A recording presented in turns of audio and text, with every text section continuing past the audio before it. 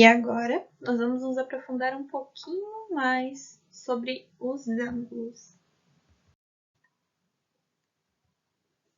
Medida de um ângulo. Nós já vimos que um giro nos dá a ideia de ângulo, lá quando a gente viu na bailarina.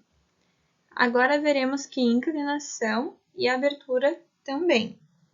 Anteriormente, definimos os lados do ângulo como semi-retas, aquelas que começam em um pontinho, e aí a gente parte da parte de cima, uma semi-reta um pouquinho mais em cima, outra um pouquinho mais embaixo, e aquela abertura é o nosso ângulo.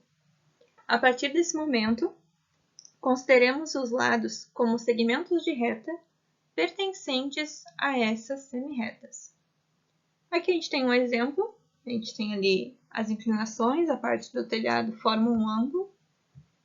Aqui em cima nós temos um ângulo, aqui nós temos outro ângulo. Ó, todos os segmentos de retas são aberturas. Ó. Aqui nós temos outro. Por que segmento de reta? Porque essa reta começa aqui, termina aqui. Essa reta começa aqui, termina aqui. Segmento de reta, então, né?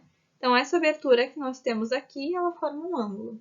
Aqui nós temos também, a gente pode usar até os quadradinhos do vidro ali. Aqui nós temos outros ângulos. E aqui nós temos, então, um exemplo da abertura de uma tesoura também, que forma os ângulos aqui em azul. Nós temos um ângulo.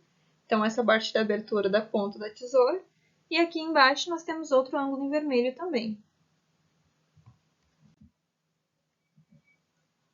Medimos um ângulo comparando-o com outro ângulo, escolhido como unidade.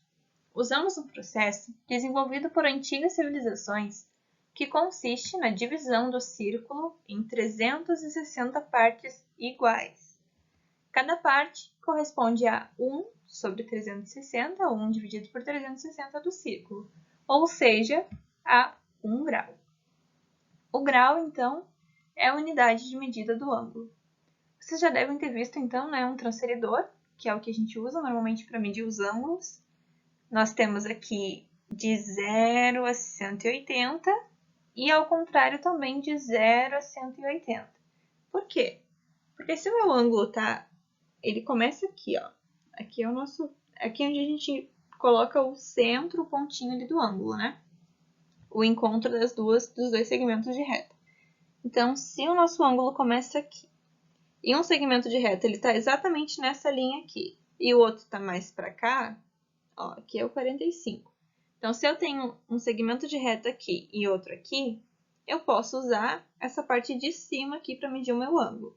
Se ele estiver virado para o outro lado, se ele começar aqui, tiver um segmento de reta aqui, e esse mesmo segmento de reta, essa mesma quantidade, esse mesmo tamanho, ele estiver virado para cá, eu vou ter aqui, então, 45 graus novamente. Então, ele tem o mesmo tamanho, ele tem a mesma medida. A abertura é a mesma.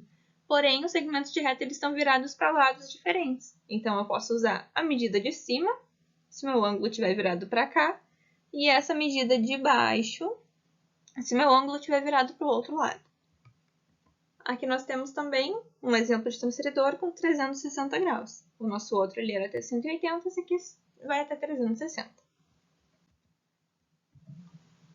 Classificação dos ângulos.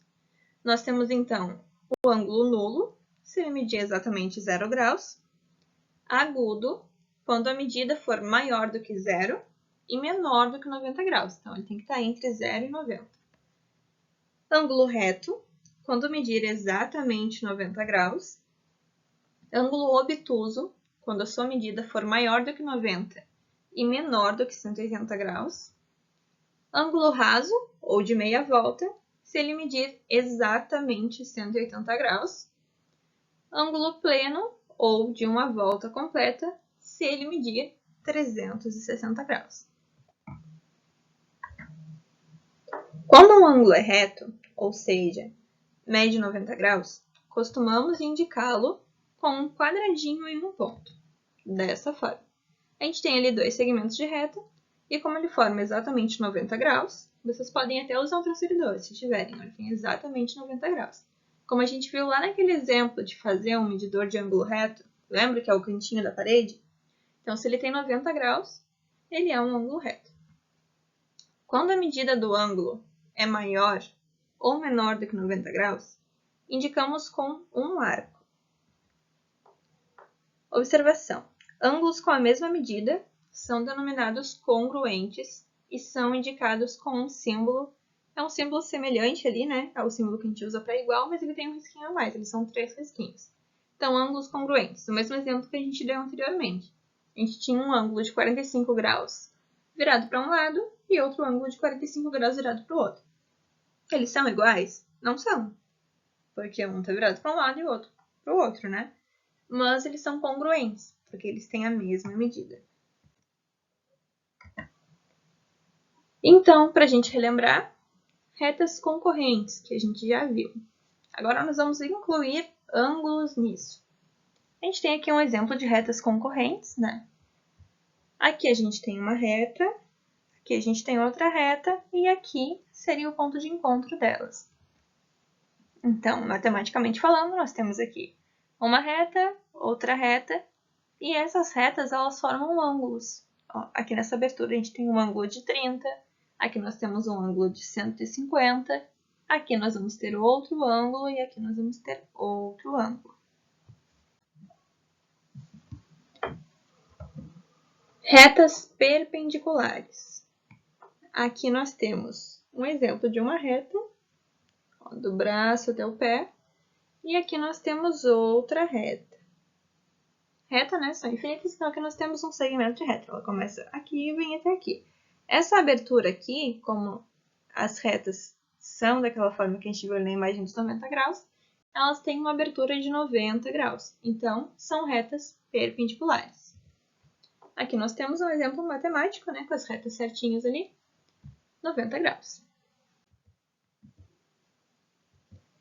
E as retas paralelas.